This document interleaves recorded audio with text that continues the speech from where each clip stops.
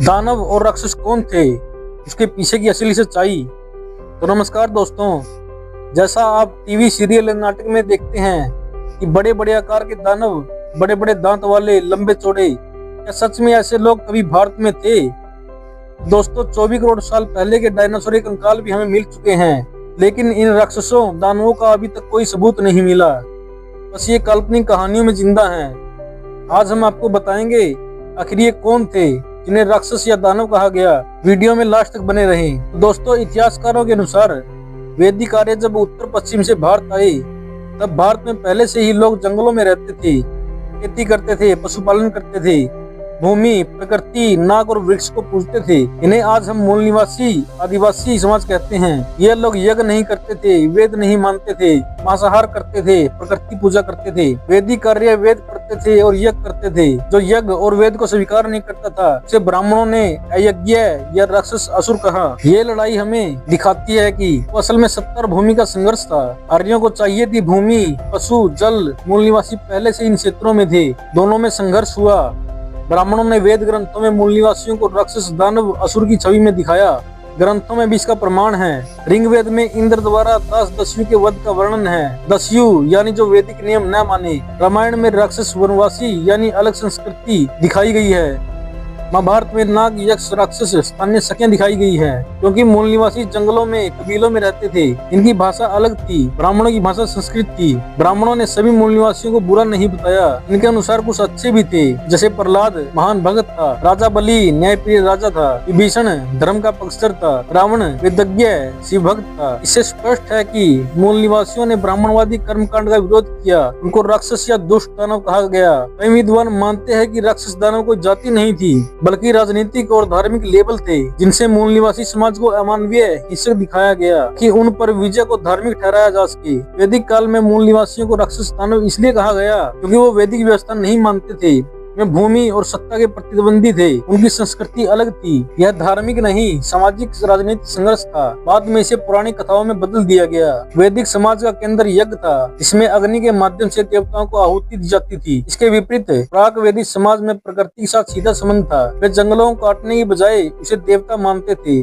नदियों को माता और पर्वतों को संरक्षक मानते थे। यज्ञ के लिए लकड़ी, घी और पशु चाहिए थे। इसका अर्थ था प्राकृतिक संसाधनों का दोहन। यही कारण था कि वनवासी समाज कई बार यज्ञों का विरोध करता था। वैदिक ग्रंथों ने इस विरोध को यज्ञ विध्वंस कहा और यहीं से राक्षस की छवि गढ़ी गई। जो सामाजिक संघर्ष वास्तविकता में घट रहे थे, वो धीरे धीरे कथाओं और मिथकों में बदल दिए गए। युद्ध देवताओं और राक्षसों के बीच हो गया। भूमि संघर्ष धर्म युद्ध बन गया। यहीं से इतिहास और मिथक के बीच रेखा धुंधली हो जाती है। वैदिक समाज की विजय को देवताओं की विजय कहा गया और मूल निवासी समाज की हार को राक्षसों का पतन। इस बात से स्पष्ट होता है कि असुर, दानव और राक्षस की अवधारणा अचानक नहीं बनी। यह लंबे समय तक चले सामाजिक, सांस्कृतिक और आर्थिक संघर्षों का परिणाम थी। ऋग्वेद को वैदिक साहित्य का सबसे प्राचीन ग्रंथ माना जाता है। यह वही ग्रंथ है जहाँ पहली बार इन समुदायों का उल्लेख मिलता है, जिन्हें बाद में दानव, असुर और राक्षस के रूप में देखा गया। ऋग्वेद में इंद्र, अग्नि और अन्य देवताओं द्वारा यह समझना आवश्यक है कि वध का वर्णन दाम्भिक करता है, सेवक नहीं था, जैसा कि बाद के काल में हो गया। वैदिक काल में दास और दस्यु उन समुदायों को कहा गया जो यज्ञ नहीं करते थे, जो देवताओं की स्तुति नहीं करते थे, अलग भाषा बोलते थे, अलग जीवन पद्धति अपनाते थे।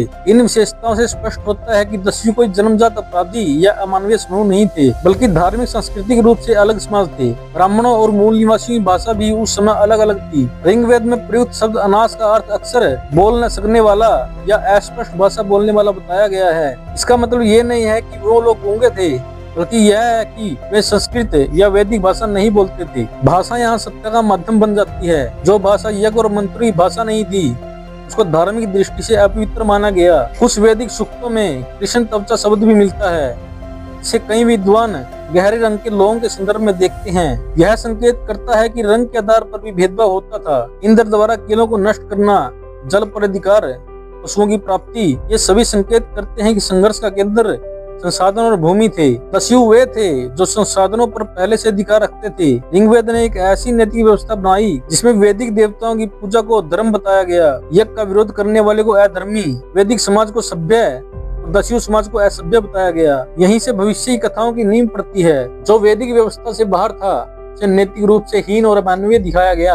ऋग्वेद में दस्यु एक सामाजिक श्रेणी है। ब्राह्मण ग्रंथों और पुराणों तक आते आते यही दस्यु असुर राक्षस बन जाते हैं। यह परिवर्तन अचानक नहीं हुआ, क्योंकि सत्ता, धर्म और कथा निर्माण की लंबी प्रक्रिया का परिणाम था। इस बात से यह स्पष्ट होता है कि राक्षस की अवधारणा की जड़ें ऋग्वेद में ही मौजूद थी, जहां भिन्नता को शत्रुता में बदला गया। आज के सामान्य अर्थों में असुर शब्द का मतलब दुष्ट, क्रूर और अमानवीय प्राणी समझा जाता है, लेकिन वैदिक साहित्य में इस शब्द का अर्थ इससे बिल्कुल अलग था। यह अध्याय इसी परिवर्तन की कहानी है, कैसे सम्मानजनक और शक्तिशाली पदवी धीरे धीरे नकारात्मक पहचान में बदल दी गई। पुराणों में असुरों को देवताओं के सिंहासन, स्वर्ग और यज्ञों पर अधिकार चाहने वाला दिखाया गया, लेकिन इस कथा के पीछे वास्तविकता यही भी हो सकती है कि असुर स्थानीय शासक, शक्तिशाली कबीलों के नेता थे, वैकल्पिक धार्मिक परंपराओं के संरक्षक थे। हिरण्यकशिपु, हिरण्याक्ष और महाबली जैसे असुर केवल पौराणिक पात्र नहीं, बल्कि सत्ता और विचारधारा के संघर्षों के प्रतीक थे। विशेष रूप से महाबली को न्यायप्रिय और दानी राजा बताया गया और उसे बाद में छल से पराजित कर दिया गया। पुराणों में दानवों को देवताओं का शत्रु बताया गया है। दानव यज्ञों में बाधा डालते हैं और देवताओं को चुनौती देते हैं, लेकिन यदि इन कथाओं को प्रतीकात्मक रूप में देखा जाए